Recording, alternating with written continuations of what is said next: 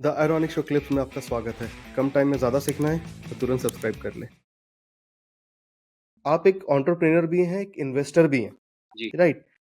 सो जब एक एंटरप्रेन्योर को पैसा उठाना होता है, when he is looking to raise fund, hmm, what exactly is required from an entrepreneur? And इसका सेकंड पार्ट है, हुँ, जब एज एन इन्वेस्टर आप हुँ, किसी एंटरप्रेन्योर को पैसा दे रहे हो अपना या देना चाहते हो या फिर डिस्कशन में हो, हुँ, what all do you look eight?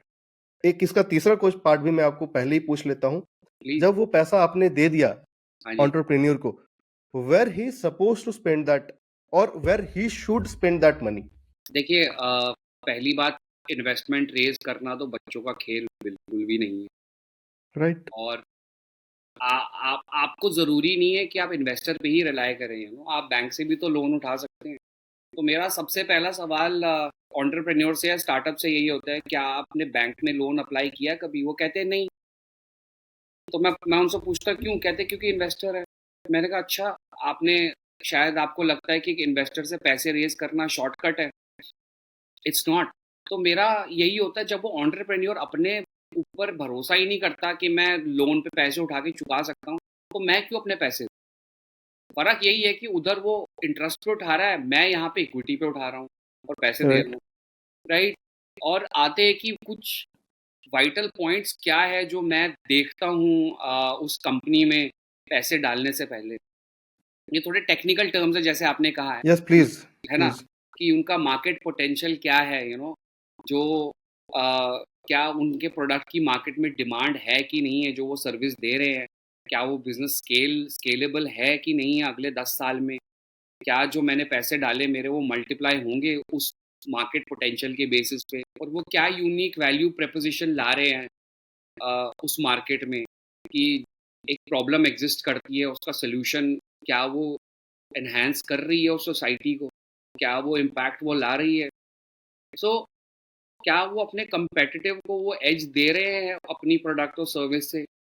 And पहले से ही मैं कह रहा हूँ, मैं कंपनी में ही नहीं बट एक फाउंडर और उसकी टीम में भी इन्वेस्ट करता हूँ कि उनकी तजुर्बा क्या है, उनका स्किल क्या है, उनका ट्रैक रिकॉर्ड कैसा रहा है? क्या वो पहले 4-5 कंपनियाँ चला के छोड़ चुके हैं?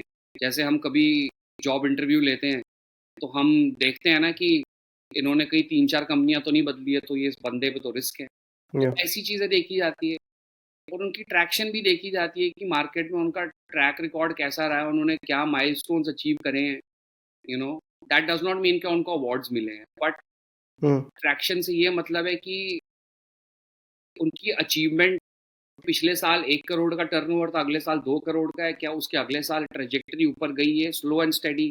सो these are some of the things. और जो उनका बिज़नेस मॉडल है, क्या वो मार्केट का डेटा दिमाग में रख के बनाया गया है या उसने अपने मन से ही बना दिया है?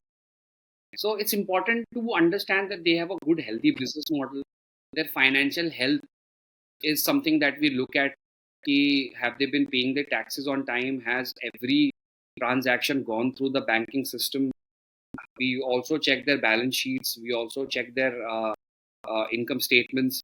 Where is the money that they have got is being spent on वो lavish dinners या फिर ट्रिप्स पे ट्रैवल्स पे तो नहीं उड़ा रहे? अगर बिजनेस रिलेटेड ट्रैवल है, क्या वो बिजनेस क्लास में जा रहे हैं?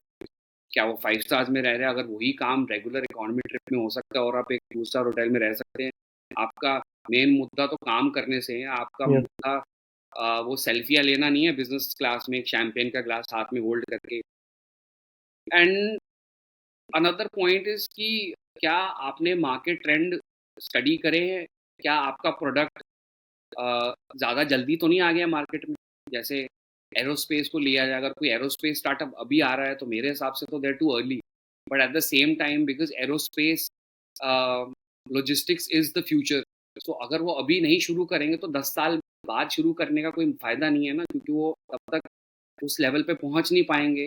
और और क्या रिस्क फैक्टर्स है हमारे, क्योंकि ऐसा नहीं है कि अगर हमने एक कंपनी में इन्वेस्ट किया तो वो हमेशा प्रॉफ़िटेबल होगी। तो हम Yeah. हमेशा अलग-अलग कंपनीज़ में पैसा इन्वेस्ट करते हैं, जिसमें से प्रोबब्ली 2 या 3 कंपनियाँ सक्सेसफुल होती है, जो हमें बाकी कंपनीज़ के लॉसेस रिकवर कर देती है।